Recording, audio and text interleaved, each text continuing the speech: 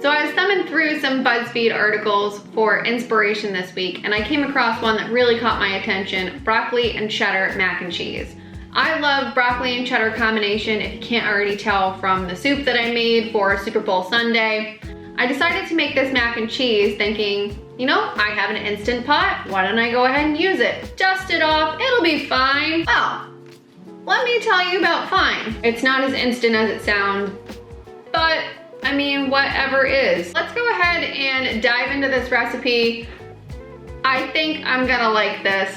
Let's go ahead. This is Sweetly Savory. The only button I trusted at first on this popular gadget was saute, especially for something that has only a few of them. But saute is going to do only what I've asked it to: melt the butter.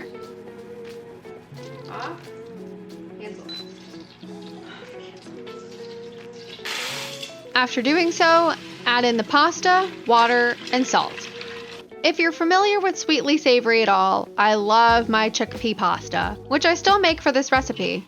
Things just get a little messy, but that's nothing new either. It's on seal. And then... It's easy to say in the instructions to use the manual setting, except when nothing is labeled manual. When in doubt, hit pressure level to high, and the time noted, 5 minutes. Anyone who is seasoned with this contraption can go about their business fully aware that the Instant Pot is doing its job appropriately. Those who don't, just continue poking. Once the pressure is done and the clock runs out, carefully release the valve.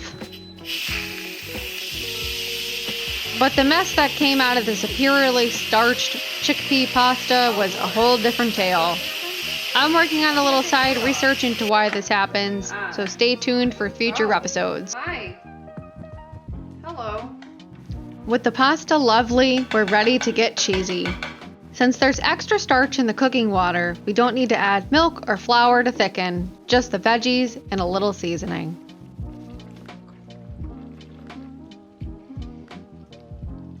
Alrighty, so we've seen the little disaster that happened. Nothing a little paper towel can't clean up. It looks like it came out pretty good. This pasta actually looks like it's not broken down too much, which I'm really excited about, because that gives me a little bit more faith in using this technology in my kitchen, which I don't have technology in my kitchen. Trusty stand mixer, that's it. So let's go ahead and give this a try.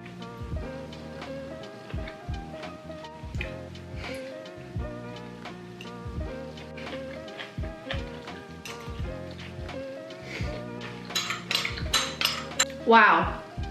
You know when I've cleaned my bowl like this in like 2 minutes? The pasta, even though I use chickpea pasta, and in the past when I've tried to do it in different methods, like the one for the baked feta, it came out kind of wonky and it still tasted fine, but it just didn't feel like that's how it was supposed to come out. And the super starchiness that you saw coming out of that pressure valve of the instant cooker, it looked super messy. Despite all of that, that made for like a really good sauce for the cheese sauce, and not having to add any milk or flour to it. The pasta didn't taste chewy, and adding in those seasonings at the end, you have the little notes of sage and thyme in the background. With that being said, I can't wait to eat more because it's over on the counter. I'm gonna put this recipe on my Tumblr, link down below, and make sure to check me out on the socials that are listed below as well. If you guys don't usually check out that description, I put a lot of other little info in there, my sources. We'll see you again next time on Sweetly Savory. Excuse me.